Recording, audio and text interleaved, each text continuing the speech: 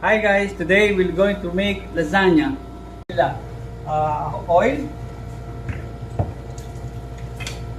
We put the onion.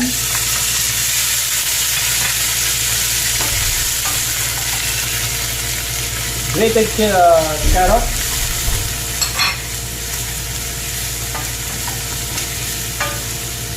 Meat.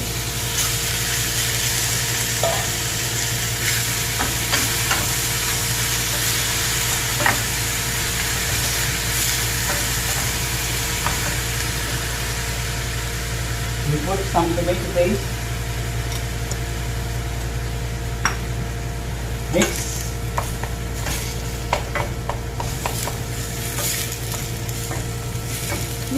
And tomato.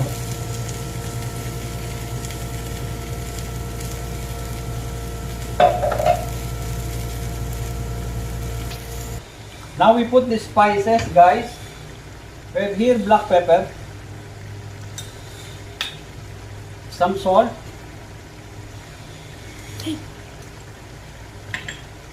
a little sugar, oregano, and of course some Worcestershire sauce.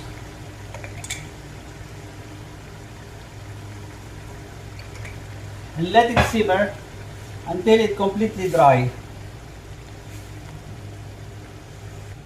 Now for our bechamel, guys, we have here in our hot pan two tablespoons of butter, 2 tablespoons of flour,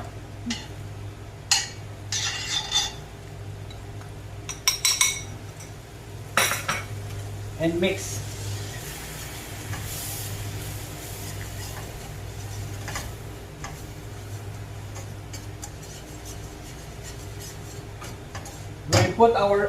We will put our milk.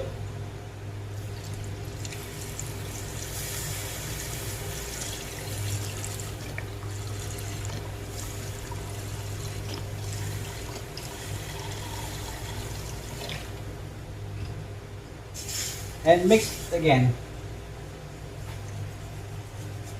We will put our cheddar cheese and some black pepper.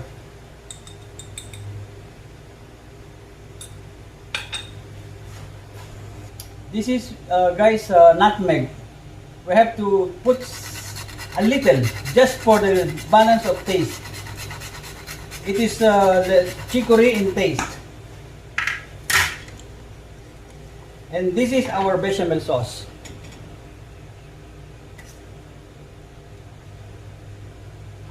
Now for our layering, guys. First thing, we put meat sauce. Our meat sauce. And then our pasta that we boiled according to package direction.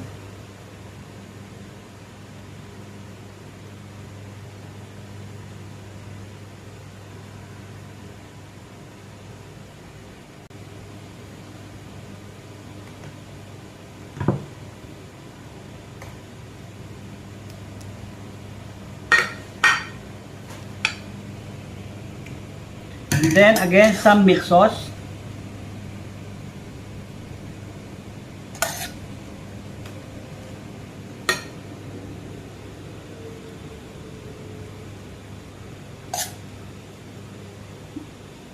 And a little mozzarella cheese.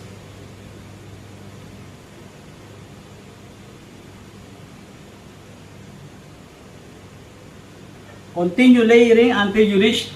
Now for our top layer, guys. After meat sauce, noodles,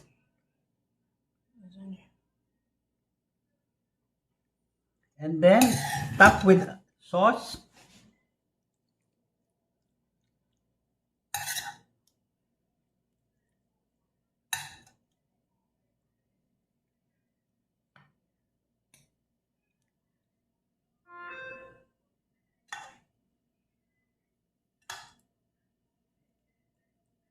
And some mozzarella cheese.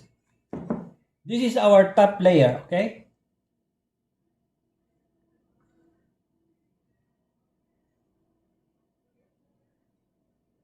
You see how rich our lasagna. This is a classic lasagna, guys.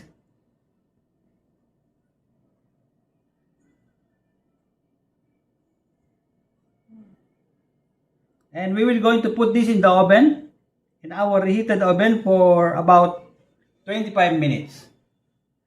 Now guys, this is our lasagna. I hope you will like it. Enjoy!